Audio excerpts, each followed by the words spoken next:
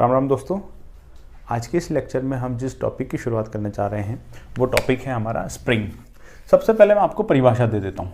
परिभाषा किसे कहेंगे हम? स्प्रिंग। ठीक है, तो स्प्रिंग क्या है? स्प्रिंग एक ऐसी यांत्रिक युक्ति है जिस पर जो बाह्य बल आरोपित किया जाता है तो वो बाह्य बल की दिशा में अपना विस्थापित हो जाती है और ये बाह्य बल हटाने पर ये पुनः अपनी मूल अवस्था में लौट आती है। साथ ही साथ जब इस पर बाह्य बल आरोपित किया जाता है तो बाह्य बल द्वारा किया गया कार्य इसमें ऊर्जा के रूप में संरक्षित हो जाता है, संचित हो जाता है, एवं जब बाह्य बल हटाया जाता है तो वह संचित ऊर्जा फिर से हमें कार्य के रूप में ऊर्जा प्रदान हो जाती है। अब ये तो बात हो गई हमारी परिभाषा की। अब इसको समझते हैं। देखो, ये मेरी स्प्रिंग है, ये मेरी स्प्रिंग है।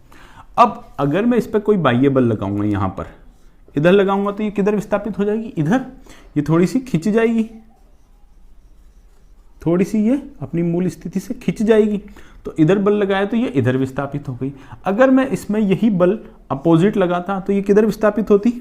ये अंदर की तरफ आ जाती, थोड़ी आ जाती कि नहीं आ जाती? ये यहां तक आ जाती अगर इस पर इस दिशा में बल लगाता तो। ठीक है, तो यही तो कहा था हमने परिभाषा में कि स्प्रिंग एक ऐसी मैकेनिकल डिवाइस है, मैकेनिकल एलिमेंट है या फिर यांत्रिक युक्ति है जिस पर जिस दिशा में बाह्य बल लगाया जाए वो उसी दिशा में विस्थापित हो जाती है, डिफॉर्म हो जाती है। एवं ये जो कार्य करना पड़ा, देखो इस बिंदु को मैं यहां से यहां तक ले गया ना, तो यहां कुछ दूरी तय की है, माना x, और इस दूरी को तय करने के लिए कुछ फोर्स लगा होगा, तो कुछ बल गुणा विस्थापन क्या होता है? कार्य होता है। कुछ कार्य करना पड़ा, ये कार्य इसमें स्प्रिंग एनर्जी के रूप में स्टोर हो जाता है। और अगर मैं बाद में इस पर कोई वेट लटका देता और इसको छोड़ता तो ये वापस खींच के इसको लाती पास में, तो वो वापस जो ऊर्जा है हमें कार्य के रूप में प्राप्त हो जाती है। मतलब इसमें किया गया कार्य एनर्जी के रूप में स्टोर हो जाता है, जिसे हम स्प्रिंग एनर्जी कहते हैं। दबाते तो दब जाती, अब जब छोड़ते तो ये वापस अपनी मूल अवस्था में आना चाहती। तो स्प्रिंग की परिभाषा हो गई। स्प्रिंग ऐसी युक्ति है जिस पर अगर बाह्य बल आरोपित किया जाता है तो वो बल की दिशा में विक्षेपित हो जाती है। बल द्वारा किया गया कार्य उसमें स्प्रिंग ऊर्जा के रूप में संचित हो जाता है और बाह्य बल हटाने पर ये फिर से अपनी मूल अवस्था में लौट जाती है। ये इसका मेन गुण है, मूल अवस्था में लौटना। ठीक है, तो यही हमारी स्प्रिंग है। अब स्प्रिंग होती तो कई प्रकार की हैं, जैसे मैं कुछ आपको एग्जाम्पल बताऊँ। एक तो होती हेलिकल स्प्रिंग, ये जो आपने देखा होगा आपके शॉकर में लगी होती है, बाइक की ट्रेन के नीचे आपको देखने को मिलेगी। ठीक है, इस हेलिकल स्प्रिंग के अलावा आपको ये स्पाइरल स्प्रिंग भी देखने को मिली होगी, जो खिलौनों में आप देखते हैं। ये एंड तो इसका फिक्स कर देते हैं, इसमें हम चाबी भरते हैं, जिससे क्या होती है, इसमें एनर्जी स्टोर हो जाती है। जब हम छोड़ते हैं तो खिलौना भागता है। ठीक है, इसके अलावा आपने गाड़ियों के नीचे इस प्रकार की स्प्रिंग भी देखी होगी, इसे लीफ स्प्रिंग बोलते हैं, कमानी। ठीक है, ये भी क्या है? ये भी स्प्रिंग है। इस पर जब लोड आता है तो ये डिफॉर्म हो जाती है उस दिशा में और वापस बाद में वो संरक्षित ऊर्जा को ऊपर दे देती है। ठीक है, तो और भी कई प्रकार की स्प्रिंग है। ठीक है ना, वॉल्यूम टाइप की स्प्रिंग है जो नीचे आने पर आकार बढ़ता जाता है, इस टाइप की भी स्प्रिंग होती है। कई प्रकार की स्प्रिंग है, लेकिन हमारा जो लोग आमतौर पर स्प्रिंग से तात्पर्य रखते हैं वो इस प्रकार की स्प्रिंग से अंडरस्टैंडिंग रखते हैं। अगर किसी भी आप ऐसे व्यक्ति को कहेंगे जो साइंस बैकग्राउंड से नहीं है तो वो स्प्रिंग का मतलब सादा स्प्रिंग यही समझेगा। ठीक है, तो मेरा आज का जो लेक्चर का जो स्प्रिंग से मैं जब भी बोलूंगा तो मेरा तात्पर्य यही वाली स्प्रिंग होगा। ये वाली स्प्रिंग का नाम क्या है? इसको बोलते हैं हेलिकल स्प्रिंग। हेलिकल स्प्रिंग, या इसका दूसरा नाम क्या है? Coil spring. ठीक है, तो मेरा जब भी मैं इस लेक्चर में स्प्रिंग शब्द बोलूंगा तो मेरा तात्पर्य केवल इस वाली स्प्रिंग से है। ठीक है, तो आइए अब हम स्प्रिंग की परिभाषा से आगे बढ़ते हैं। देखो, अब स्प्रिंग क्या होती है? मानो ये एक स्प्रिंग है। ठीक है, अब ये स्प्रिंग कैसी है? ये स्प्रिंग है साहब। अब इस स्प्रिंग में जब कोई बल आरोपित नहीं कर रहे, मैंने इसका एक सिरा फिक्स कर दिया, इस एंड पर मैं कोई बल नहीं लगा रहा हूं, इस एंड को मैंने इस तरीके से दिखा दिया, तो इसकी जो वास्तविक लंबाई है कोई बल आरोपित नहीं करने पर, इसको उसकी बोलेंगे ओरिजिनल लेंथ, L0 बोल दो। ठीक है, या फिर मैं इसे कह दूं माध्य स्थिति। ठीक है, मीन पोजीशन। जब मैं इस पर कोई फोर्स अप्लाई नहीं कर रहा, ये अपनी ओरिजिनल लेंथ में है। अब अगर मैं इसमें थोड़ा सा इधर फोर्स F अप्लाई करूंगा तो ये इधर डिफॉर्म होना शुरू होगी। वेरी गुड, करते हैं एक बार डिफॉर्म।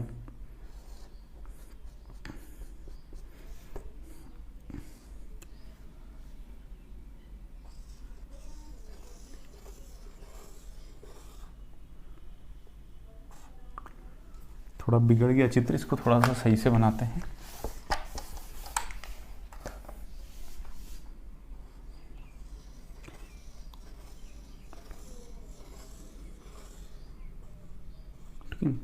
अब मानो ये यहां तक आ गया, मैंने बल F आरोपित किया तो ठीक है।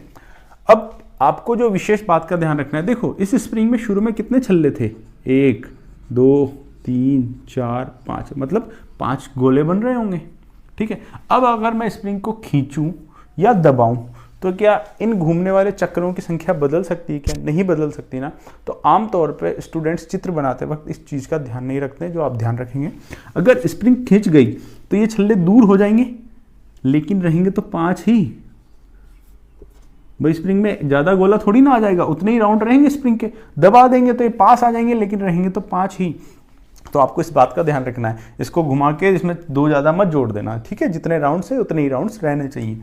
अब देखो मैं जो ये बात कहना चाह रहा हूँ, अगर आपने स्प्रिंग को इधर फोर्स लगाया तो ये इधर विस्थापित हुई।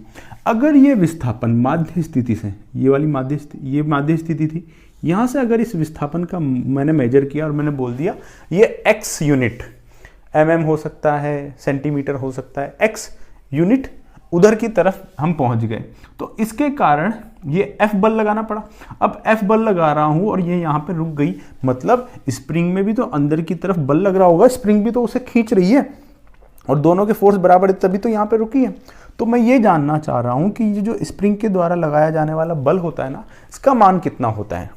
तो स्प्रिंग द्वारा जो बल लगाया जाता है, जब भी उसे विस्थापित किया जाता है स्प्रिंग को अपनी माध्य स्थिति से, या तो हम एक्सटेंशन करेंगे या उसका कंप्रेशन करेंगे। जब भी इसको माध्य स्थिति से खींचेंगे या दबाएंगे तो इसको द्वारा जो उस स्थिति में परिवर्तन का विरोध के लिए जो बल लगाया जाता है, उस बल का मान, अगर मैं उस बल को F बोल दूं तो वो समानुपाती होता है माध्य स्थिति से विस्थापन के।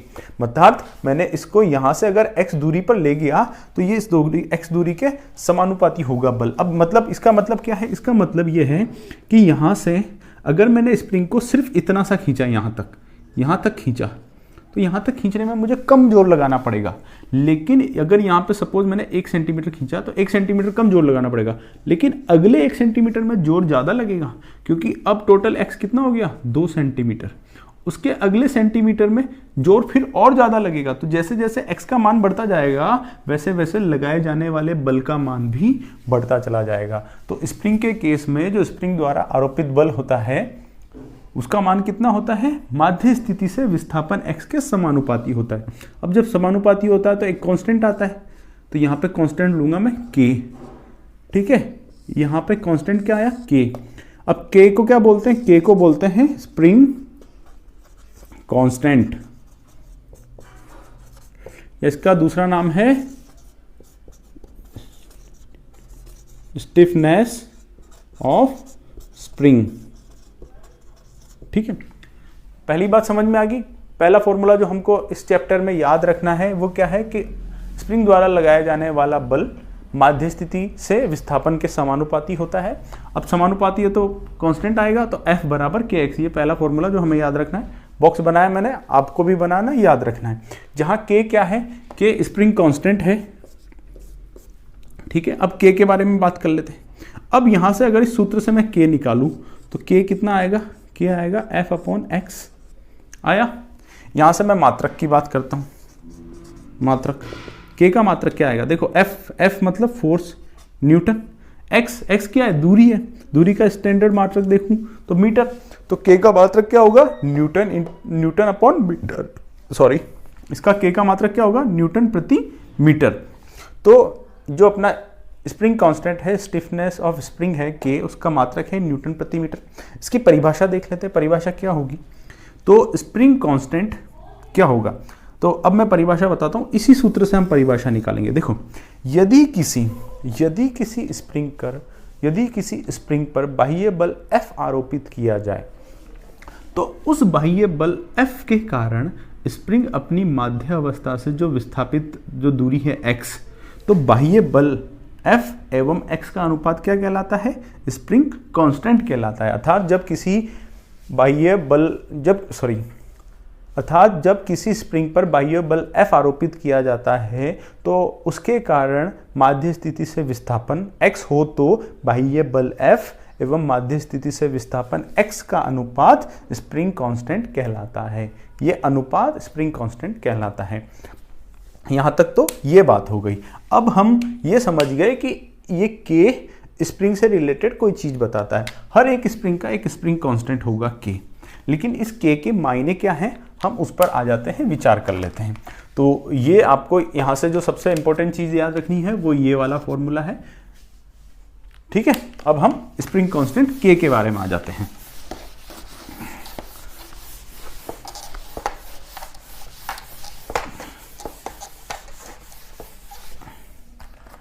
अब देखो, ये दो स्प्रिंग है।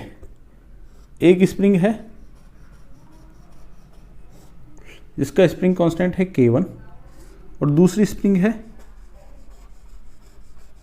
जिसका स्प्रिंग कांस्टेंट है K2। उदाहरण के लिए मैं क्या बता देता हूं कि इस K1 का मान है 1000 न्यूटन पर मीटर और इसका मान है 100 न्यूटन पर मीटर। अब इससे हम क्या समझते हैं कि ये 1000 है, ये 100 है। मतलब चलो आप मुझे एक बात बताओ, अगर मैं एक समान बल 100 न्यूटन का बल इधर लगाऊं और 100 न्यूटन का बल इधर लगाऊं तो कौन सी स्प्रिंग ज़्यादा खींचेगी, कम खींचेगी? भाई मोटा मोटा तो हमें ये अंदर समझ में आना चाहिए, सर ये स्प्रिंग को खींचना ज़्यादा आसान है या इसको खींचना मुश्किल है। तो K से क्या समझते हैं? तो देखो, K से क्या करता हूँ, मैं दो स्प्रिंग ले लेता हूँ, K1 और K2। ठीक है, स्प्रिंग इंडेक्स K1 K2 वाली दो स्प्रिंग ले लिया। अब उन पर मैंने समान बल लगाया है। अगर उस बल को मैं F बोल दूं तो F के कारण अगर इसकी स्थिति में माध्य स्थिति से x1 विस्थापित हो, भाई अगर ये 100 बल लगाया है तो ये थोड़ा सा विस्थापन होकर ये कहाँ चली जाएगी, यहाँ चली जाएगी। ये विस्थापन x1 आया और इसमें अगर माध्य स्थिति से विस्थापन कुछ x2 आ जाए तो F फोर्स कितना होता है? F बराबर kx पढ़ा था हमने। तो ये पहले के लिए कितना आएगा? K1 x1 और दूसरी के लिए कितना आएगा? K2 x2। अब चूंकि फोर्स बराबर है इसलिए मैंने इनको एक ही चीज लिख दिया। अब मैं क्या करता हूं, अब मैं K1 अपॉन K2 बराबर x2 अपॉन x1 कर दूं। ठीक है, अब यहां पर देखो, यहां पे हमको क्या दिख रहा है? K1 बड़ा है K2 से, बड़ा है कि नहीं? ये 1000 है, ये 100 है। तो K1 अपॉन K2, जब K1 K2 से बड़ा है तो K1 अपॉन K2 एक से बड़ा होगा। एक से बड़ा होगा तो इसके बराबर x1 upon x2 upon x1 है, तो ये भी एक से बड़ा होगा। ये एक से बड़ा होगा तो x2 ज़्यादा आएगा x1 से। इसका मतलब समझो, मेरा निष्कर्ष क्या निकला था कि K1 बड़ा है K2 से। अब देखो इसका मतलब क्या है, जिसका स्प्रिंग इंडेक्स का मान ज़्यादा है उसके लिए विस्थापन कम आ रहा है माध्य स्थिति से, उसमें एक्सटेंशन कम आ रहा है, वो कम खींच रही है स्प्रिंग। और जिसके लिए स्प्रिंग इंडेक्स कम है वो स्प्रिंग ज़्यादा खींच रही है, उसका मान ज़्यादा आ रहा है। अर्थात इस K का मान जितना ज़्यादा होगा ये इस बात को प्रदर्शित करता है कि उस स्प्रिंग की लंबाई में वृद्धि करना या उस स्प्रिंग की लंबाई में कमी करना, अर्थात उसको एक्सटेंशन या कंप्रेशन करने के लिए उतने ही ज़्यादा बल की आवश्यकता पड़ेगी। ये ज़्यादा स्टिफ है, ठीक है ना। तो K का मान हमें क्या बताता है कि उस स्प्रिंग को दबाना या खींचना कितना ज़्यादा मुश्किल है। तो अगर आपको सीधे सीधे मिल जाए कि इसके लिए K की वैल्यू ये है 100 न्यूटन का फोर्स लगा रहे हैं, तो बताओ किस में विस्थापन ज़्यादा होगा? आप सीधा जिसके लिए K की वैल्यू कम है उसमें विस्थापन ज़्यादा आएगा। तो K से मतलब समझ गए हम। तो दो स्प्रिंगों के लिए स्प्रिंग कांस्टेंट का मान हमें मिल जाएगा, तो हम देख के बता सकते हैं कौन सी स्प्रिंग कमज़ोर है। मतलब कमज़ोर मतलब आसानी से उसमें लंबाई में चेंजेस किए जाते हैं और किस में थोड़ा सा मुश्किल होगा। तो ये हो गई स्प्रिंग इंडेक्स K की बात।